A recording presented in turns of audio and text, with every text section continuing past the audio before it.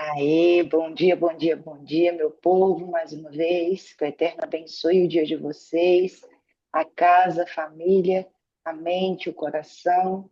Que o Eterno abençoe, que hoje seja um dia muitíssimo abençoado.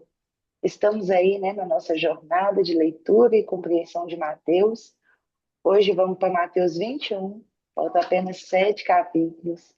Estamos avançando, agora avançando para o final, né? De fato, a gente estava ali no meio da jornada, agora a gente já está mais avançadinho aí. Eu quero te convidar para a gente orar, para a gente apresentar esse tempo diante do Senhor, para a gente colocar nossa mente, nosso coração diante do Senhor, para então termos aí nossa leitura, né? Pai, nós te rendemos graças nessa manhã, exaltamos, glorificamos, bendizemos o teu santo nome. Pai, como é bom, Senhor, poder pertencer ao Senhor. Como é bom, Pai, poder, Pai, conhecer o Senhor, conhecer o teu coração. Como é bom, Pai. Como é bom, Pai, poder estar aqui todas as manhãs, reunida, Pai, com as minhas irmãs. Obrigada, Senhor, pela vida da Andréia, da Marcela, da Cirlei. Senhor, obrigada pela vida daquelas também que não puderam entrar por algum motivo. Pai, como é bom aprender a andar em unidade, porque na unidade o Senhor gera sobre nós bênção, o Senhor gera sobre nós força, o Senhor, Pai, gera sobre nós um motivo para continuarmos, Pai, nesse propósito. Primeiro motivo, Senhor, é o Senhor, porque sem o Senhor não faz sentido estarmos aqui. O Senhor, Pai, tem nos conduzido à compreensão de quem Tu és. Cada dia, Senhor, cada porção, cada detalhe que o Senhor vai trazendo, Pai, para o nosso coração. É como, Senhor, um tesouro de muito valor, pois aprendemos, Senhor, o que agrada o Teu coração. E o Senhor, Pai, vem nos ensinando também, não apenas a saber, mas a viver, Pai, aquilo que está no Teu coração. Pai, eu louvo o Senhor por tantos testemunhos que tenho recebido, Pai, dessa jornada. O quanto o Senhor, Pai, está operando, mesmo, Pai, em coisas que talvez outras pessoas não veem. Mas o Senhor, Pai, de alguma forma, está operando algo. Como é bom, Pai, poder te chamar de Pai. Então, Pai, nós declaramos nessa manhã, estenda, Pai, arme um açucar de entendimento, de temor, de sabedoria sobre nós. Pai, estabelece a tua opinião aqui, pois é a tua voz, Pai, que queremos ouvir. Não queremos, Pai, outras vozes. Estamos aqui, Pai, apenas para ouvir a tua voz. Eu estou aqui apenas como porta-voz, Pai, da tua mensagem. Espírito Santo, revela o coração de Yeshua para nós nessa manhã. Aquilo que está oculto, aquilo que ainda não acessamos, o que ainda não conhecemos. Fale conosco nessa manhã. Ensina-nos nessa manhã. Nos conduza, Pai, a um nível mais profundo de fome e sede da tua presença. Esse é o nosso clamor, Senhor. Dedicamos a Ti, Pai, como uma oferta, como um privilégio, Senhor, a oportunidade de poder ter livre acesso, Senhor, a uma rede social onde podemos nos reunir e falar de Ti livremente, Senhor. Obrigada por esse privilégio. Obrigada, Pai, por essa dádiva. Às vezes não valorizamos isso, Pai, mas isso é um presente, isso é uma dádiva do Senhor. Termos, Pai, livre acesso para poder, Pai, falar de Ti, sem que tenhamos de nos esconder. Hoje, Pai, nós queremos ir mais profundo em quem Tu és. Então, fale conosco nessa manhã, em nome de Yeshua. Amém, amém e amém. Amém, minhas queridas. Abra sua Bíblia comigo em Mateus, capítulo 21.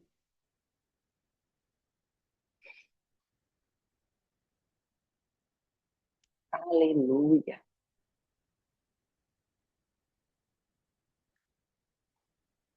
Mateus, capítulo 21.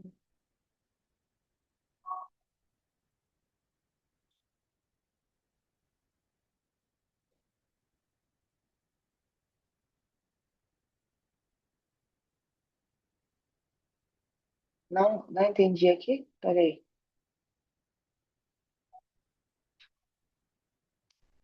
Ô, André, eu vou ter que. Agora eu não consigo olhar, porque eu tenho que entrar lá na outra plataforma. Aí depois eu entro, aí eu pego a transcrição e te mando. Tá bom? Pode ser assim? É porque senão isso demora tempo. Tá bom? Ela muda sozinha, eu acho que tá vendo? Esse Zoom é bilíngue. Ele é bilíngue, não, meu filho, ele é poliglota, que vai saber que língua que tá. Amém. Vamos lá. Mateus 21. Ao se aproximarem de Jerusalém, chegaram a Betfagé, no Monte das Oliveiras, e Yeshua enviou 2 discípulos com a seguinte instrução: vão à aldeia que está adiante e logo encontrarão uma jumenta amarrada com um filhote. Desamarrem-nos e tragam para mim. Se alguém lhes perguntar algo, diga: o Senhor precisa deles e ele os enviará de volta. Isso aconteceu para cumprir o que disse o profeta.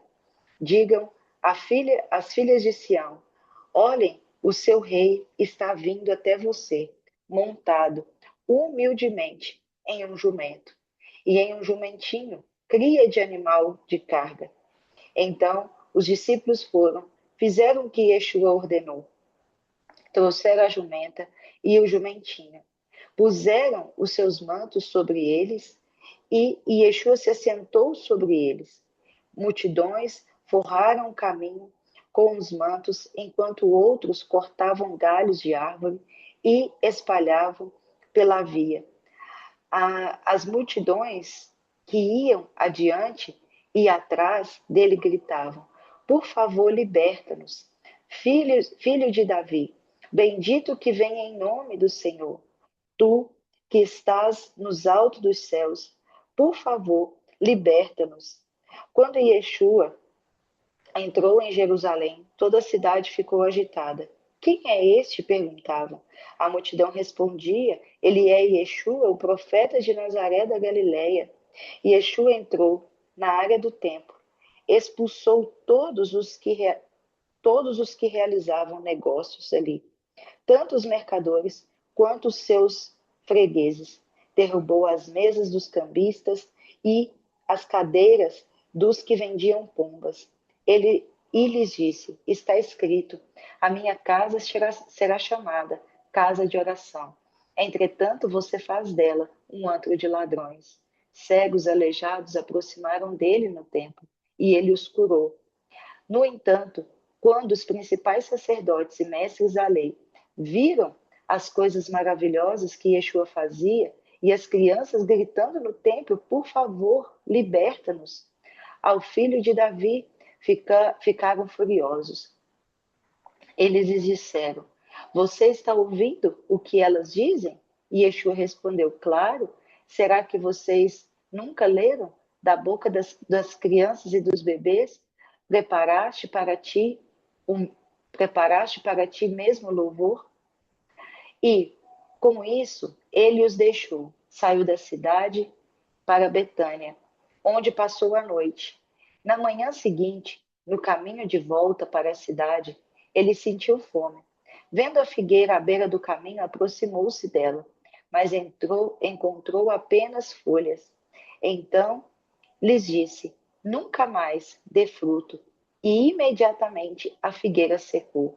Os discípulos viram isso e ficaram espantados, perguntando como a figueira secou tão depressa. E Yeshua respondeu assim: Yeshua respondeu: sim, eu lhes digo que se vocês tiverem confiança e não duvidarem, poderão fazer não somente o que foi feito à figueira, mesmo que vocês digam a uma montanha: levante-se e atire no mar, será feito. Em outras palavras, vocês receberão tudo o que pedirem em oração, não importa o que seja, contando que tenha confiança. Ele entrou na área do templo e, enquanto ensinava, os principais sacerdotes e os anciãos do povo se aproximaram dele e perguntaram: é, com que autoridade você tem, você tem que lhes autoriza a fazer estas coisas? E quem lhes deu autoridade? E Yeshua respondeu: Eu também lhes farei uma pergunta. Se vocês responderem, eu lhes darei, eu lhes direi com que autoridade faço essas coisas. A imersão de João, de onde ela veio? Do céu ou dos homens? Eles discutiam entre si, eles discutiam entre si. Se dissermos do céu, ele perguntará: Então por que vocês não creram nele? Mas se dissermos dos homens, temos medo do povo, pois todos consideravam João um profeta. Eles responderam a Yeshua: Não sabemos. E lhes disse: Então eu também, então eu lhes direi com que autoridade. Então eu não lhes direi com que autoridade faço essas coisas. Entretanto, dê-me sua opinião. Havia um homem que tinha um filho. Indo ao primeiro disse: Filho, vá, trabalhe hoje na vinha. Ele respondeu: Não quero. Mas depois mudou de ideia e foi. O pai foi até o outro filho e disse a mesma coisa. Ele respondeu: Eu irei, senhor. Mas não foi. Quando dos dois, qual dos dois fez a vontade do pai? O primeiro, respondeu eles. E Yeshua disse: Esta está certo. Eu lhes digo que coletores de impostos, prostitutas estão entrando no reino de Deus antes de vocês, porque João veio para mostrar o caminho da justiça e vocês não confiaram nele. Mas os coletores de impostos e as prostitutas, sim. Todavia vocês mesmos, depois de verem isso, não mudaram de ideia e nem confiaram nele. Ouçam outra parábola. Havia um fazendeiro que plantou uma vinha e colocou uma cerca ao redor dela. Cavou um tanque para prensar as uvas e construiu uma torre. Depois arrendou essa vinha e foi embora. Quando chegou a época da colheita, enviou seus servos aos arrendatários para receber sua parte da colheita. Mas os arrendatários prenderam os servos, um foi espancado, o outro foi morto, e apedrejaram o terceiro. Então ele enviou outros servos, em maior, em maior número que o grupo anterior. Os arrendatários fizeram o mesmo com eles. Por último, ele enviou o seu filho, dizendo: A meu filho eles respeitarão. Mas quando os arrendatários viram o filho, disseram uns aos outros: Este é o herdeiro. Venham, vamos matá-lo e tomar a sua herança. Portanto, eles agarraram, lançaram-no para fora da vinha e o mataram. Entretanto, quando o dono da vinha vier, o que fará aqueles arrendatários? Responderam: Ele destruirá com violência esses perversos e arrendará a vinha a outra pessoa, que lhes darão sua parte no tempo da colheita. E Yeshua lhes disse: Vocês nunca leram nas Escrituras? A própria pedra que os construtores rejeitaram tornou-se a pedra angular. Isto veio de Adonai, e a nossos olhos e a nossos olhos é maravilhoso. Portanto, eu lhes digo que o reino de Deus será tirado de vocês e dado ao povo que produzirá fruto. Quando os principais sacerdotes e fariseus ouviram ouviram as histórias de Yeshua, perceberam que falava a respeito deles. Mas quando conseguiram um meio de prendê-lo, ficaram com medo das multidões, por elas, pois elas o consideravam um profeta. Bom, vamos lá. Hoje tem muito assunto aqui, né? Nesse capítulo. Jesus, ele tá. Primeiro, eu quero pegar a primeira parte aí, né? Que ele vai falar sobre a entrada triunfal de Jesus em Jerusalém. É interessante, depois eu vou até compartilhar com vocês, se eu me lembrar, tem até uma ministração muito interessante a respeito dessa entrada de Jesus sobre o jumentinho, né, cumprindo a profecia. E existe um contexto, né, profético dentro disso, porque há uma profecia de que se Jesus, há uma profecia no sentido assim, uma compreensão profética de que se Jesus ele entrasse em Jerusalém montado no jumentinho, é porque a nação de Israel ela não estava pronta para receber um rei que governasse, legislasse no sentido não apenas espiritual, mas também físico, ou seja, no sentido de destruir Roma e tornar Israel ali livre das opressões de Roma.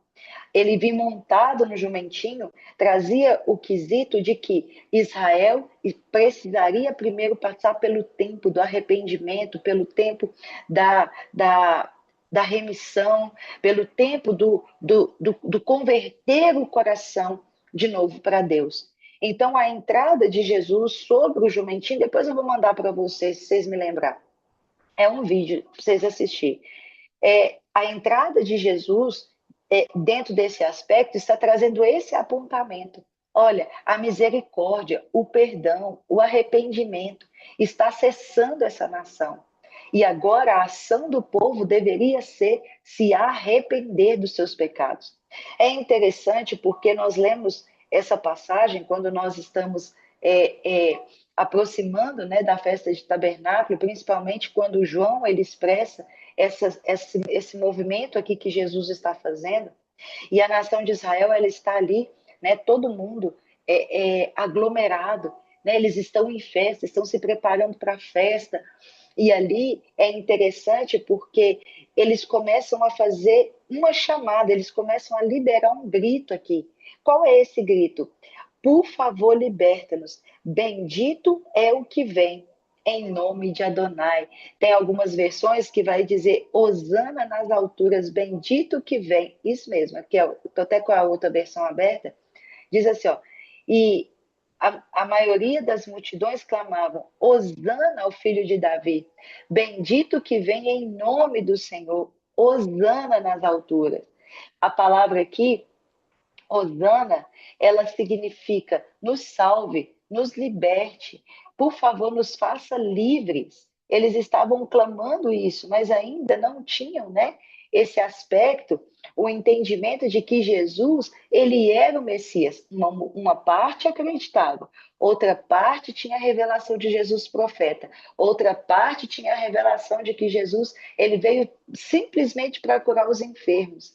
Então, olha que interessante, eu peguei aqui o significado de Hosana, ela vem traduzida como eu rogo agora, eu peço agora, nós rogamos, por favor, Hosana, salva-nos. E é interessante porque esta fala do povo, ela está relacionada ao Salmo 118, versículo 20 ao 26. Abra sua Bíblia aí comigo, Salmo 118,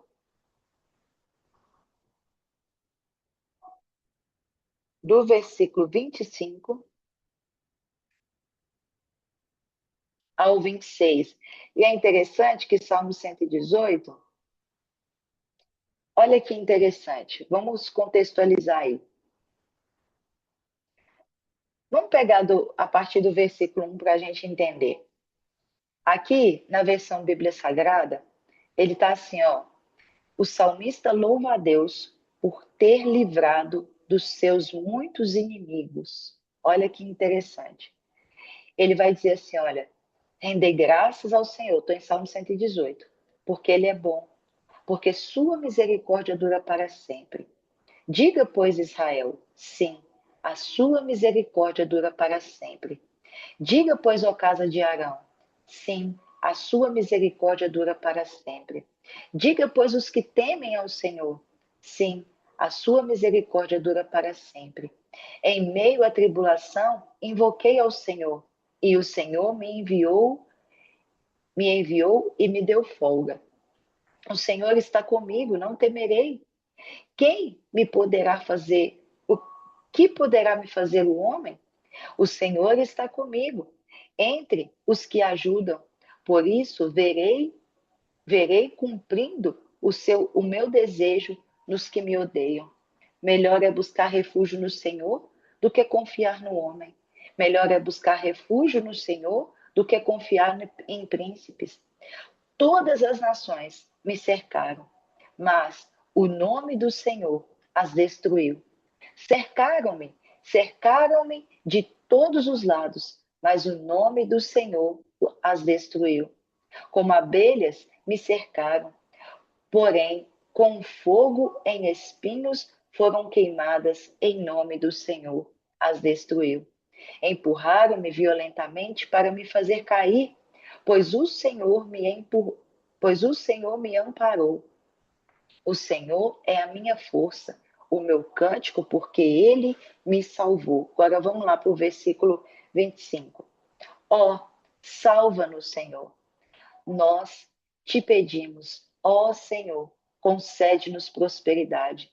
Bendito que vem em nome do Senhor. A vós outros, casa do Senhor, nós vos abençoamos.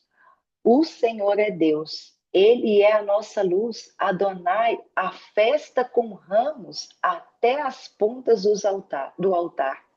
Tu és o meu Deus, render-te-ei graças. Tu és o meu Deus e quero exaltar-te. Olha que interessante.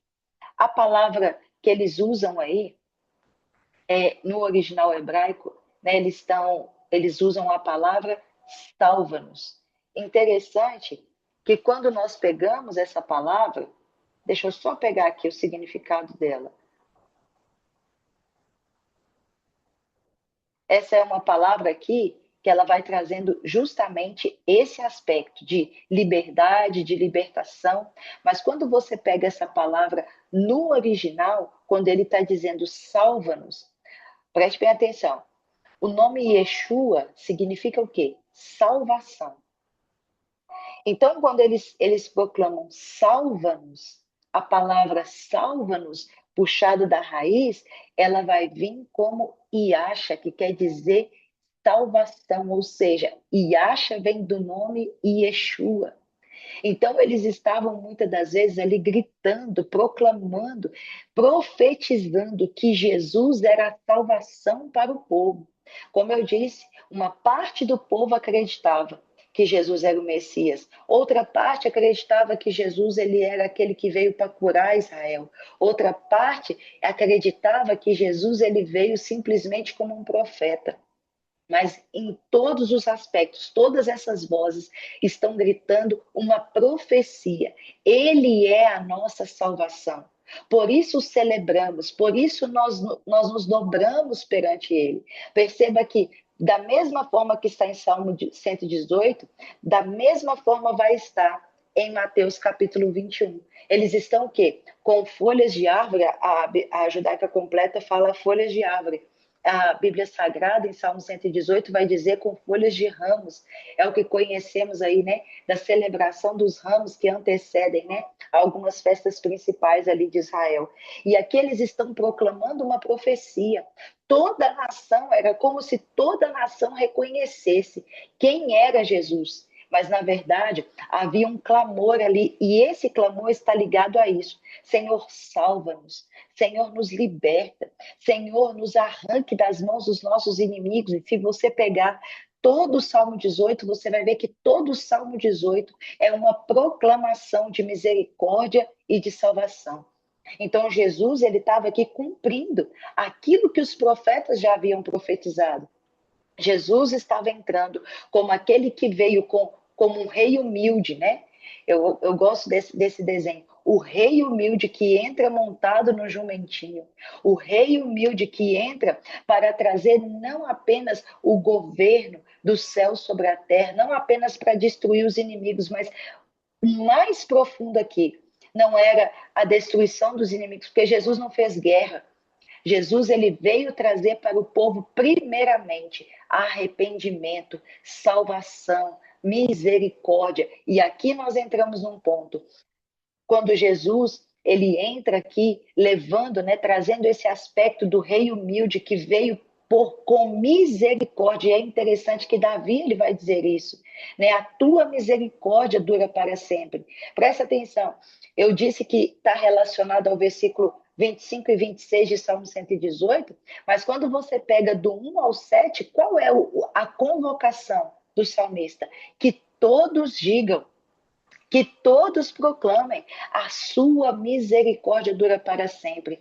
Então, veja bem, o maior inimigo que Jesus estava ali guerreando em relação a esse movimento, guerreando no sentido de não tirar uma espada física e ir para uma guerra. O maior inimigo era o que estava dentro. Era o inimigo que já tinha tomado o coração do povo. Era o inimigo que já tinha dividido o coração do povo. Talvez a religiosidade, a incredulidade, a falta de confiança. Porque Jesus ele vai estabelecer isso aqui. Olha, se vocês confiarem, a confiança, o que é a confiança aqui? É a fé. Jesus ele vai entrar falando de fé aqui logo depois, mas antes dele falar de fé, veja bem o que Jesus ele vai fazer. Ele vai ter essa entrada triunfal, interessante, né? Eu acho incrível os títulos que eles colocam, porque a entrada triunfal de alguém montado no jumentinho parece até contraditório, né? Mas não é. De fato, é uma entrada triunfal daquele que veio em nome do Senhor, do Filho de Deus, Yeshua o Machia, aquele que veio não apenas para destronar os inimigos, mas para converter o nosso coração de volta para Deus, para nos reconciliar com Deus, para nos fazer legítimos dentro da aliança. E olha o que Jesus vai dizer para os fariseus: olha, as prostitutas e os mestres da lei estão entrando primeiro no reino dos céus. E vocês não conseguem discernir, vocês não conseguem entender. E aí, Jesus está trazendo esse apontamento que nós até lemos lá em Mateus capítulo 13. Sabe por quê? Os seus olhos estão fechados, o seu coração está endurecido e os seus ouvidos não ouvem. E aqui há um grande apontamento para nós. Porque a dureza do coração pode nos impedir de ver a visitação de Jesus na nossa vida. Pode nos impedir de reconhecer o que ele está fazendo na nossa vida. Jesus, ele está entrando aqui e depois que ele faz a entrada triunfal, ele vai diretamente para a porta do templo. E ele começa a quebrar todo o sistema de venda. Gente, olha que interessante, né? Desde a época de Cristo, já existia um sistema para prender o povo, para dominar, né, ter uma dominação sobre o povo. E parece aqui que Jesus ele está agindo em justiça própria, mas ele não está. Jesus ele está quebrando não apenas a mesa dos cambistas, ele está quebrando um sistema que se tornou religioso. Sabe por quê? Como era o sistema de sacrifício daquele tempo? Onde as pessoas morassem, seja dentro de Jerusalém, seja fora de Jerusalém, o que acontecia? Se ele pecasse, ele tinha que pegar o seu animal e fazer a jornada, tanto que você vai ver tantos salmos que se chamam salmos de subida, porque os salmos que proclamam a subida do povo até Jerusalém. Então, o que acontecia? Olha que interessante. Eles pegavam, exemplo, ele reconhecia, nossa, eu pequei contra o Senhor, independente de onde ele estivesse. Por exemplo, está aqui a Andréia e a Cirlei, que estão na região de São Paulo. Eu estou na região de Minas Gerais. Vamos colocar aqui, vamos supor que a região, né, onde ficava o templo, onde era o lugar do sacrifício, que era só lá que podia ser oferecido, ficasse na região de Curitiba. Vamos fazer um desenho aqui para a gente entender.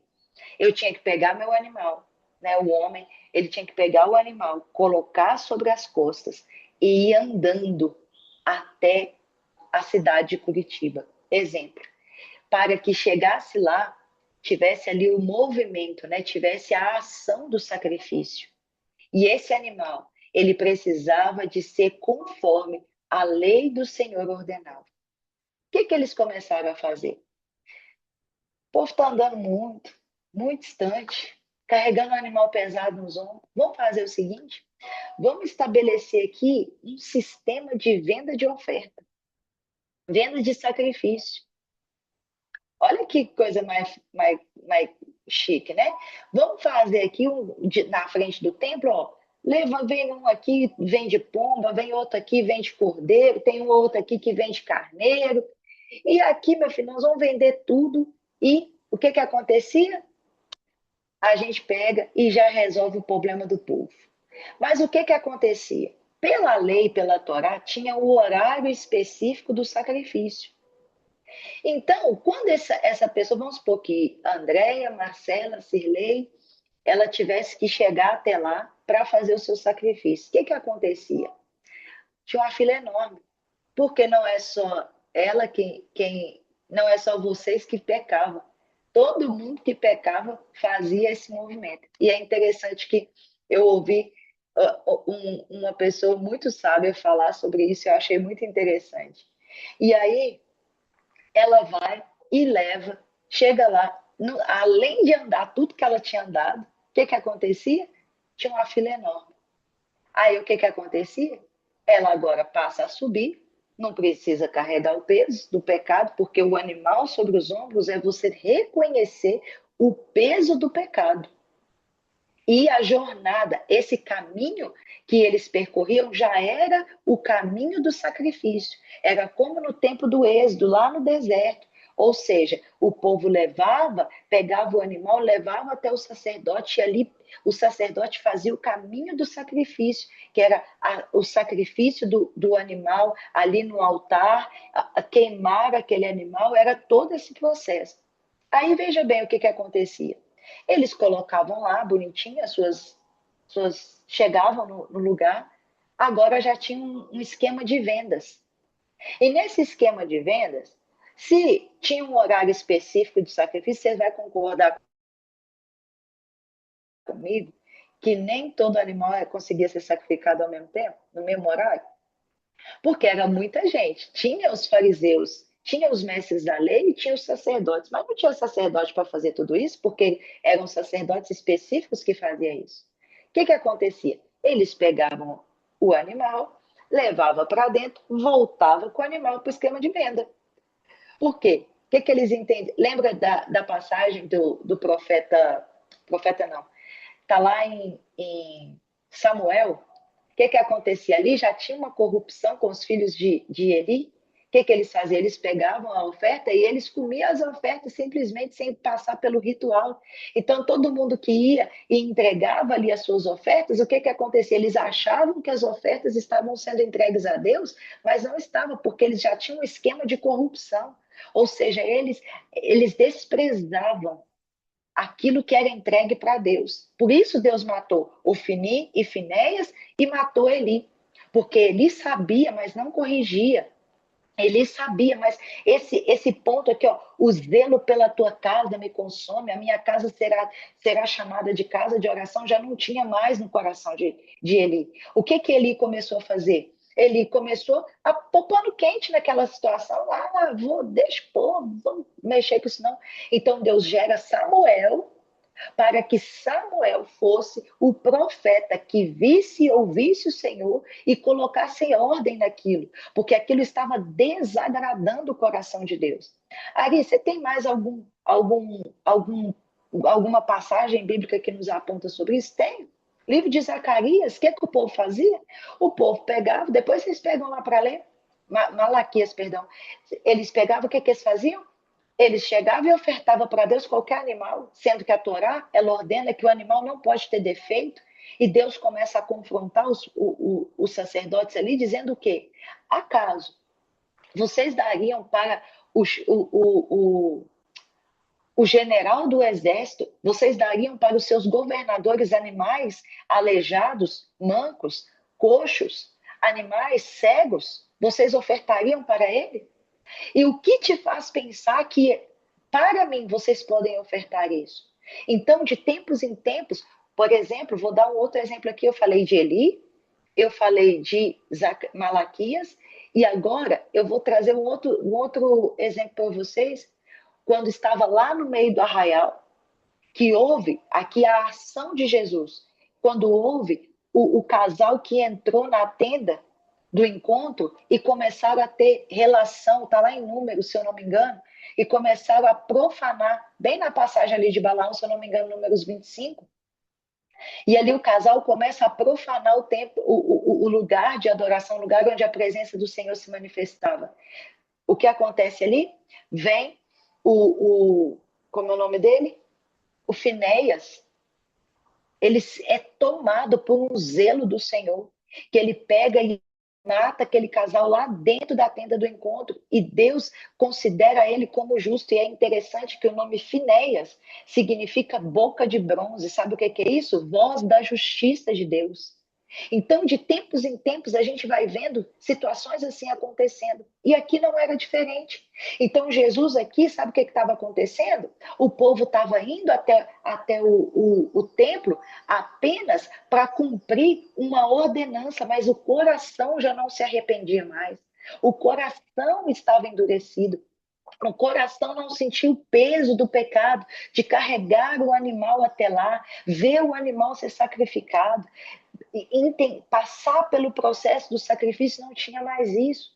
Porque até o processo de caminhada, de carregar o animal até ele ser sacrificado, sabe o que era? É reconhecer: Senhor, eu pequei, eu sou pecador, eu sou imundo, eu estou sujo, eu preciso de ser lavado, eu preciso de ser remido. Mas agora Jesus, ele vem fazendo o quê? Deixa eu tirar a ilusão que vocês estão tendo disso aqui. Não é isso que o meu pai pediu. Por isso Jesus, ele vai dizer assim: olha, obrigada, Marcela. Oh, louvado seja Deus, obrigada.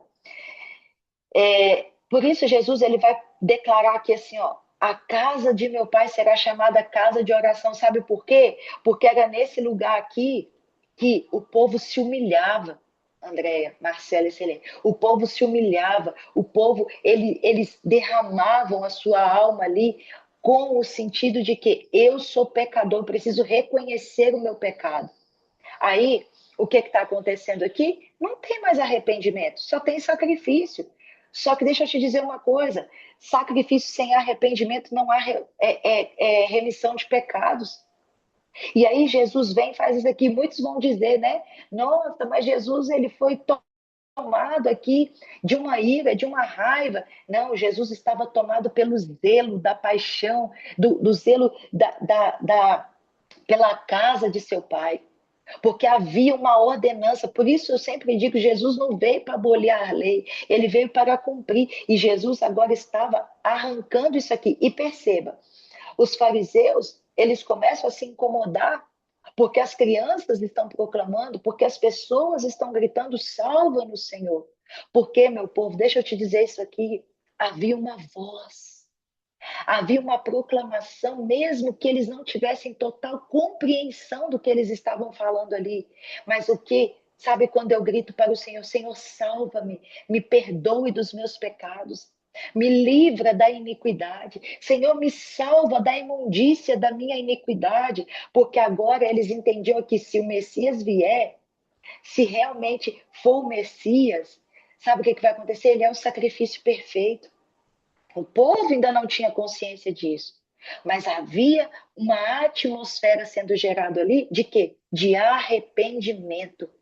E esse era o maior, talvez um dos maiores problemas ali. Porque se o povo, eles entram no nível de arrependimento, eles vão querer que a lei fosse cumprida de fato. Então perceba, Jesus sai dali, Jesus sai desse movimento ali, ele vai para Betânia. Sabe o que significa Betânia? Betânia significa a casa da miséria. Ari, mas a casa da miséria no sentido financeiro? Não, não apenas isso. Mas é a casa daquele que entendeu a miséria do seu coração e que entende que não há como fazer, não há como ele se auto-remir. É a casa daquele que se coloca como miserável, é a casa daquele que se põe clamando por misericórdia. E é interessante, queridos, quando a gente vai ler a Bíblia, tá dando para vocês me entender? Amém? Quando a gente vai ler a Bíblia, você precisa de ler a Bíblia entendendo, porque parece que está mudando aqui a situação. Ah, mas Jesus sai dali e vai para Betânia. Eu sempre marco. Todas as vezes que eu vou ler, eu marco. Olha, Jesus saiu daqui, mas o que significa o nome dessa cidade aqui que ele está indo? Veja o que está acontecendo aqui. Havia algo sendo anunciado aqui. Senhor, salva-nos. Tenha misericórdia de nós. Aí Jesus sai daqui e ele vai para Betânia. Olha que interessante. Quando ele vai para Betânia, aqui continua a mensagem. Sabe o que é? Betânia significa a casa do dátiles ou a casa da miséria. Significa que ele está passando, ela ficava pertinho de Jerusalém, 3 quilômetros, e Jesus está passando aqui por esse caminho, ele está declarando aqui: olha, eu sou aquele que tem misericórdia de vocês. Eu sou o único que posso perdoar o pecado de vocês. Eu sou aquele que perdoa as suas iniquidades. Eu sou aquele que venho te remir de toda a iniquidade. Mas há um ponto interessante aqui, porque ela também é chamada de casa dos dátiles. Sabe o que é dátiles? É um fruto que se comia naquela região, e esse fruto alimentava os viajantes, porque esse fruto ele era rico em nutrientes, rico em vitaminas e que sustentava essas pessoas por muito tempo de viagem. Então presta atenção. Olha a mensagem incutida só no nome Betânia.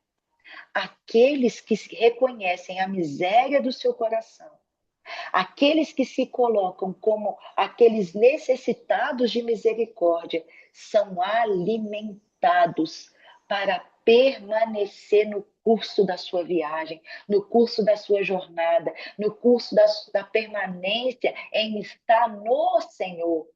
Aqui não fala o que Jesus foi fazer em Betânia, mas logo depois, o que vai acontecer? É uma linha, um versículo que está dizendo, versículo 17. Jesus deixou a cidade, foi para Betânia, passou a noite lá e na volta, olha o que acontece. Ele está no seu percurso de volta. O que vai acontecer? Veja, ele vai sentir fome. Olha aí, comprovando que ali havia algo para se comer. E é interessante que era nesse ambiente aqui, ó, em Betânia, que Jesus achava lugar para descansar, na casa de Lázaro, de Marta e Maria. Pode ver. Toda vez que Jesus ele ia para a casa de Marta, Maria e Lázaro, ele passava ali um período de descanso. Ou a não ser quando, né, Lázaro morre. Mas enfim, não vou entrar nisso. Veja bem, no caminho de volta, ele vê uma figueira que está plantada à beira do caminho. Jesus sabia que não era época de figos, mas ela tinha folha e não tinha fruto. Aqui é o checkmate de tudo isso que a gente está falando. Aí, o que tem a ver Jesus entrando na cidade de Jerusalém, Jesus quebrando a mesa dos cambistas, Jesus indo para a terra de Betânia, e agora você está me falando de figueira. Tudo isso aqui está conectado, pessoal. Tudo isso aqui é uma conexão. Sabe por quê? Quando a figueira ela tem folha, isso quer dizer que ela está frutificando. Preste bem atenção que eu estou partindo para o final. Isso quer dizer que ela está frutificando. Mas quando Jesus chega na figueira, ela tem folha, mas ela não tem fruto. Sabe o que é isso? É uma vida de aparência. É uma vida que, aparentemente, ele tem fala de crente, tem roupa de crente, olha como crente, anda como crente. Mas você conhece o fruto? Você conhece a árvore? É pelo fruto. E sabe o que essa árvore aqui está denunciando? Eu estou plantado, mas eu não frutifico. Eu só vivo de aparência. E quando a gente vive de aparência é muito complicado. Sabe o que isso está dizendo aqui? Sabe como que isso se conecta com tudo que eu falei? Era aqui, ó, o sistema religioso. Eles tinham folhas, mas não tinham frutos. Quando a gente chegar no capítulo 23, você vai entender melhor que Jesus vai confrontar isso. Guarde essa informação. No capítulo 23 de Mateus, Jesus vai chamar os fariseus de hipócritas. É a mesma relação que Jesus está trazendo aqui, o mesmo entendimento que Jesus aqui está trazendo da figueira. Sabe o que é? Você anuncia que você tem fruto, mas quando as pessoas vão chegar até você para comer, nada você tem a entregar. Sabe por quê? Porque você é vazio. Você vive de aparência. E aqui é o Senhor confrontando o nosso coração. Será que a gente vive de aparência ou a gente tem fruto para dar? A gente tem alimento para entregar? Porque eu posso ter fala de crente, eu posso ter roupa de crente, eu posso falar shalom, shalom, mas o meu coração está distante do Senhor. Eu posso viver todo o sistema religioso, gente, eu posso viver tudo isso aqui, ó. Olha, o incômodo aqui dos fariseus era que as crianças estavam reconhecendo. As crianças estavam cantando, mas eles não conseguiam reconhecer. E onde que a gente vai fechar esse tempo aqui? Olha que interessante. Primeiro, Jesus ele vai falar da fé, porque os discípulos ficam impressionados. Eles ficam impressionados com a forma com que Jesus fala com a figueira e logo ela pega e ela se seca.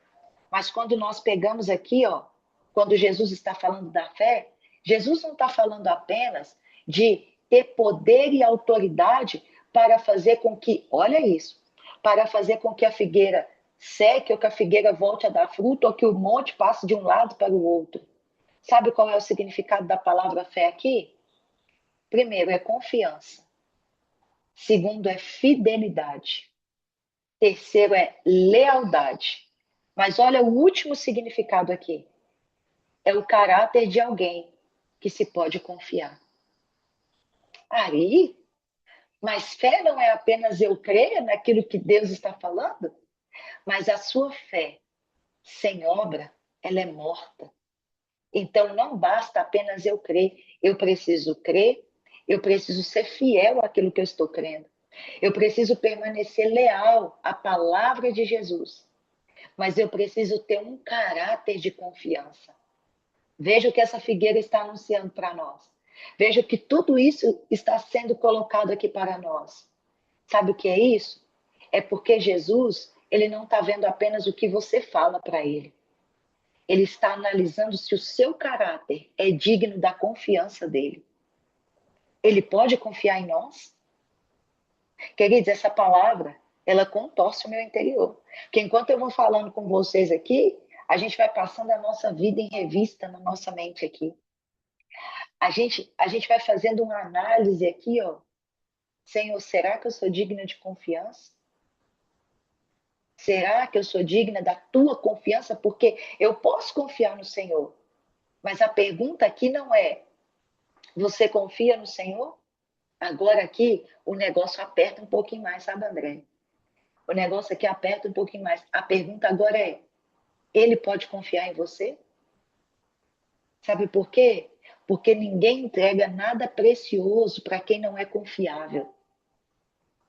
Se um ladrão, você soubesse que ele era ladrão, ele entrasse dentro da sua casa, porque você o conhece, mas você sabe que o caráter dele é duvidoso. Você permitiria que ele soubesse onde está o seu cofre? Onde estão os seus bens mais valiosos?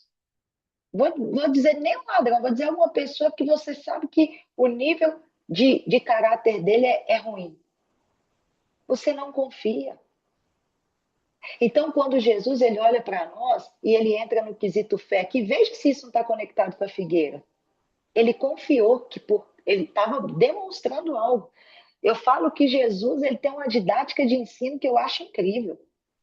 Ele leva os discípulos para olhar para aquela figueira, para que eles vejam, olha, tem folha, mas o interior dela é duvidoso. Tem aparência, parece ser fiel, parece ser leal, mas quando eu vou olhar o fruto, não tem. Jesus não está confrontando apenas os fariseus, ele está mostrando algo para os seus próprios discípulos. Sabe o que ele está falando? Você pode andar comigo, você pode dizer que você é fiel a mim, você pode dizer que você é leal a mim.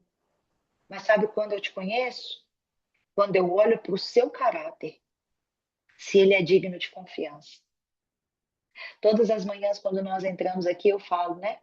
Senhor, obrigado por ter confiado em nós para nos presentear com mais um dia.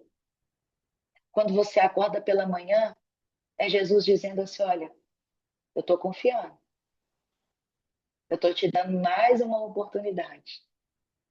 Eu estou te presenteando aqui, ó. Todos os dias pela manhã é uma oportunidade de ser isso aqui, ó, o caráter de alguém que se pode confiar. Todas as manhãs é o Senhor nos dizendo, quando nós acordamos, é o Senhor nos dizendo: eu estou procurando em você fidelidade e lealdade. Porque se isso é fé, é claro, quando você pega o significado, ele é vasto. Ele vai ter, ó, convicção da verdade, uma convocação, crer, o homem que crê em coisas divinas, a ideia de a ideia inclusa de confiança e favor, vai ter vários significados. Mas o que me chama a atenção é o fim. Eu creio em Jesus. Se eu creio em Jesus, eu preciso conduzir a minha vida como Cristo Jesus. Então, quando Jesus ele vai finalizar isso aqui, veja, tudo está conectado nos capítulos. Não tem nada solto. Parece que está mudando de assunto, mas não está. Ele vai falar do quê? Dos arrendatários da vinha.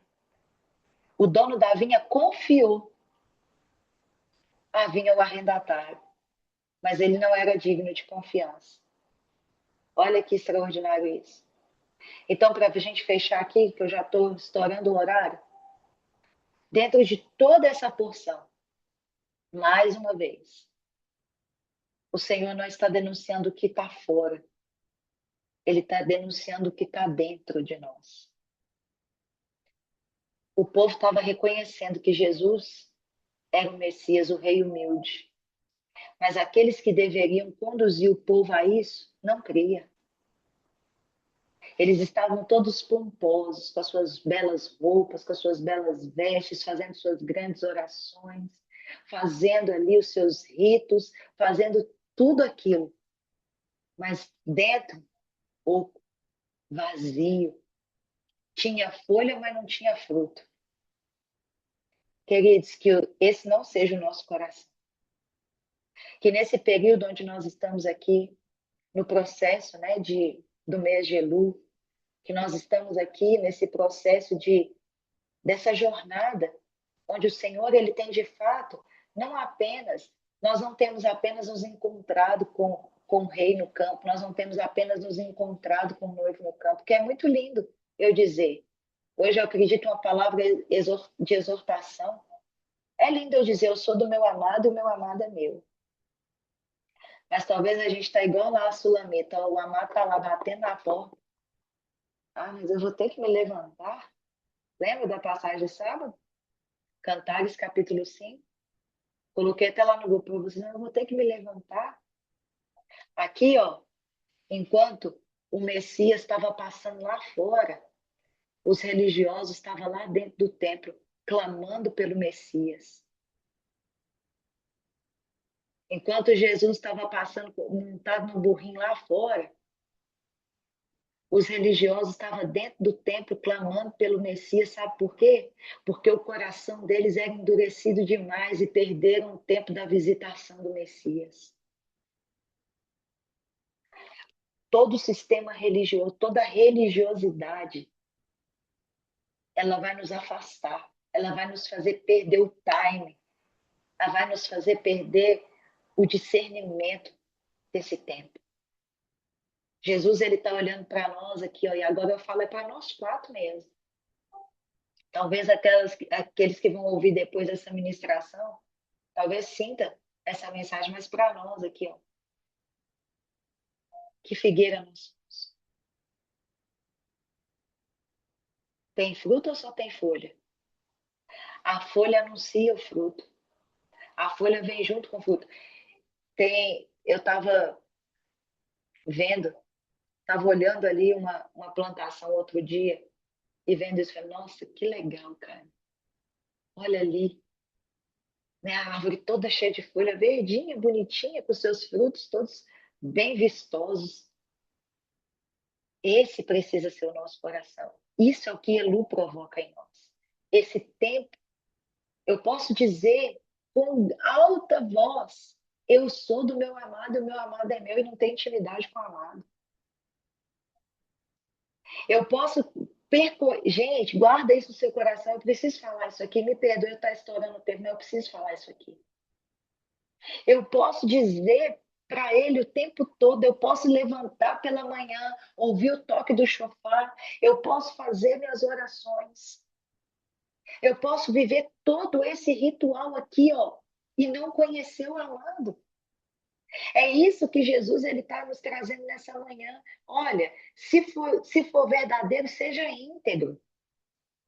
Permita não apenas que você confie em mim, mas eu preciso ter confiança em você, porque isso é relacionamento. Você sabe que quando alguém quebra a sua confiança, é difícil confiar de novo. Mas todos os dias ele nos dá essa oportunidade. Olha, eu estou te dando outra chance, eu estou te dando outra chance, eu estou te dando outra chance de voltar de fato o nosso coração para ele. Então, que você não siga apenas o fluxo da multidão. Eu já disse, a mesma multidão que gritou, Jesus salva-nos, você é o Messias, é a mesma multidão que vai gritar, crucificam. Não, a gente precisa de entrar nesse lugar de intimidade. Ah, mas Ari, é que toda hora acontece uma coisa, eu não consigo fazer, eu não consigo orar, eu não consigo. Queridos, analise no seu coração as suas escalas de valores. O que é mais importante? Mas Ari, eu preciso fazer, sabe o que Jesus disse para os fariseus? Faça essas coisas, mas sem sonegar as outras, sem abrir mão das outras. Sabe o que está faltando em nós? Não é tempo, é ordem. O que falta em nós é ordem. É organizar o percurso do nosso dia, mas precisamos entender, e louvado seja Deus, que o Senhor nos despertou para esse tempo aqui, ó. Porque, queridos, existem pessoas que nem tempo para ler a Bíblia têm. Sabe por quê? Porque Cronos já se tornou o seu Senhor. Não é porque Deus. Como dizer para o dono do tempo que eu não tenho tempo? E talvez o Senhor ele está nos chamando a atenção aqui, olha, hoje nós estamos aqui, ó, deixa eu só pegar aqui.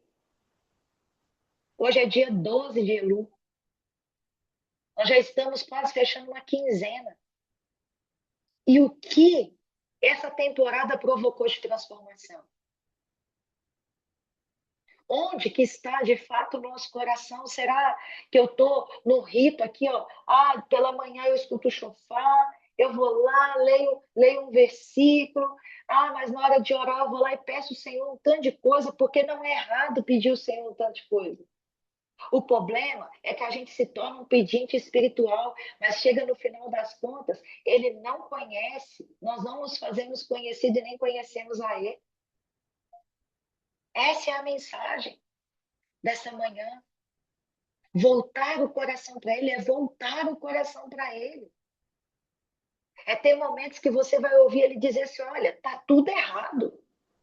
Mas é você ter a certeza também que se ele está denunciando que dentro do nosso coração tudo está fora do lugar, ele é poderoso para trazer tudo para o seu devido lugar. Mas para isso é necessário relacionamento.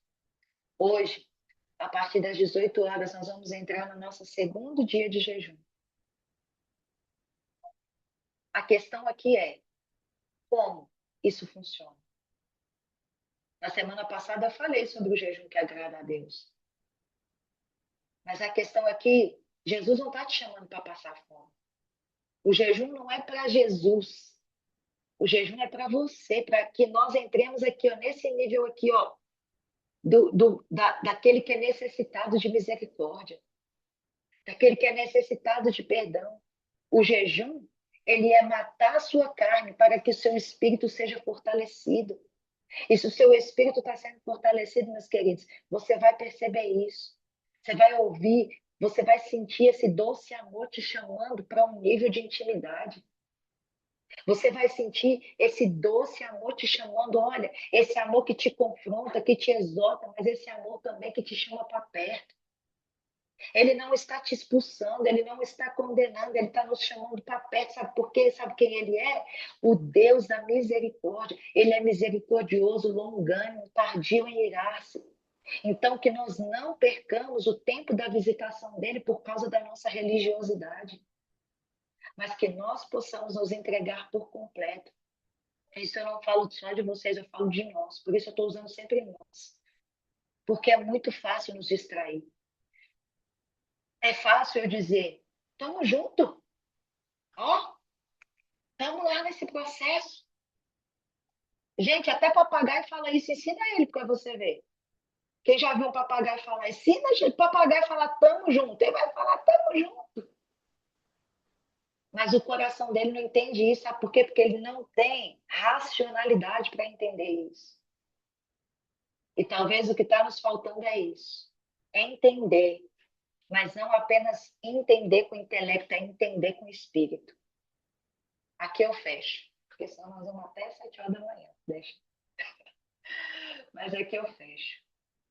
Que o Senhor possa nos conduzir a essa verdade. Eu espero que o Senhor tenha ministrado o seu coração, assim como ele ministrou o meu nessa manhã. E que a gente tenha essa certeza. Gente, não é apenas a gente. Não é apenas a gente estar nesse ambiente de aquebrantamento, nesse ambiente de arrependimento. Estar em intimidade com ele também é viver a alegria dele. Você sabia que a alegria é um fruto? Sabia? Está lá em Gálatas 5, versículo 22. Quando vai ali expressar as características do fruto do Espírito, a alegria é uma delas. Então tem amor, tem paciência, bondade, domínio próprio, longanimidade, alegria, mansidão. Tudo isso é característica do fruto. Então que nós possamos não ser a figueira que tem folha apenas, mas que sejamos a figueira que possui frutos. Né? Vamos orar? Pai, nós te rendemos graças nessa. Jesus, obrigada pela tua visitação. Obrigada porque o Senhor, Pai, nos exortou nessa manhã. Talvez nosso coração estava precisando voltar para o eixo. Que às vezes a gente vai pegando a rota, Pai, e às vezes a gente se distrai no caminho com uma árvore, com uma ave voando. Coisas vão nos distraindo. E quando a gente percebe, a gente já saiu do caminho e pegou um atalho. E com o Senhor não existe atalho. Atalho é religiosidade. O caminho é Cristo. Então, volta os nossos pés para o caminho que é o Senhor. Nós não queremos apenas saber que o Senhor está no campo nessa temporada. Nós queremos desfrutar dessa presença, dessa visitação. Então, Pai, tenha misericórdia de nós. E não permita com que percamos o tempo da sua visitação. Ainda, Pai, nós temos a possibilidade, temos a oportunidade de nos arrepender. Temos, Pai, a oportunidade de ter o Espírito Santo no nosso meio para nos convencer da justiça, do pecado e do juízo. Mas às vezes a gente vai levando a nossa vida tão no automático. A gente aprende tanto a dar desculpa. A gente aprende tanto a murmurar. A gente aprende tanto, Senhor, a deixar com que as outras coisas desse mundo ocupem, Pai, o tempo e o teu lugar no nosso coração, que nem percebemos. Mas, Pai, em nome de Jesus, não permita que percamos o tempo da sua visitação.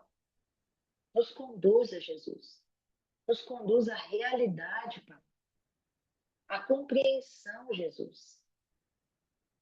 Nos conduza, Senhor, à revelação de que o Senhor está nos chamando a dar frutos e frutos que permaneçam.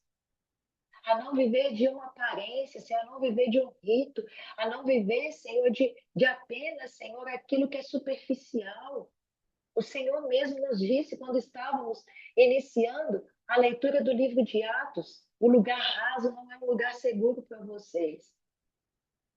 Essa foi a palavra que o Senhor nos liberou. O Senhor dizia: eu quero levar vocês em lugares profundos. Então, Pai, hoje aqui em unidade com as minhas irmãs, eu já quero pedir perdão ao Senhor, porque não confiamos em Ti para ir no lugar profundo, permanecemos na nossa zona de conforto, porque o lugar raso é a zona de conforto, é onde nós já conhecemos, é onde temos estabilidade, enquanto o Senhor está nos convidando a confiar em Ti e a seguir o percurso, a rota, a profundidade que o Senhor deseja nos levar. Pai, nos perdoe por dizer para o Senhor que não temos tempo. Tua palavra diz: busque primeiro o reino de Deus e a tua justiça, e as demais coisas vos serão acrescentadas. Pai, por buscar primeiro tantas outras coisas. Às vezes acordamos, Pai, pela manhã, já pegamos o celular, já estamos respondendo pessoas no WhatsApp, mas nem bom dia para o Senhor a gente dá. Abrimos os nossos olhos já preocupados com aquilo que tem que pagar, que tem que fazer, que tem que acontecer. Enquanto, Senhor, o salmista está dizendo que o primeiro, o desejo dele pela manhã é te buscar. Senhor, em nome de Jesus, que possamos aprender que nem só de pão vive o homem, mas de toda palavra que procede da sua boca. Em nome de Yeshua, Pai. Em nome de Yeshua. Amém. Amém. E amém. Amém, meus queridos. Que o Eterno abençoe o dia de vocês. Que essa palavra, ela permaneça, você rumine essa palavra nessa manhã. Sabe qual é o processo de ruminar, né? Não preciso nem explicar. Rumine essa palavra nesse dia.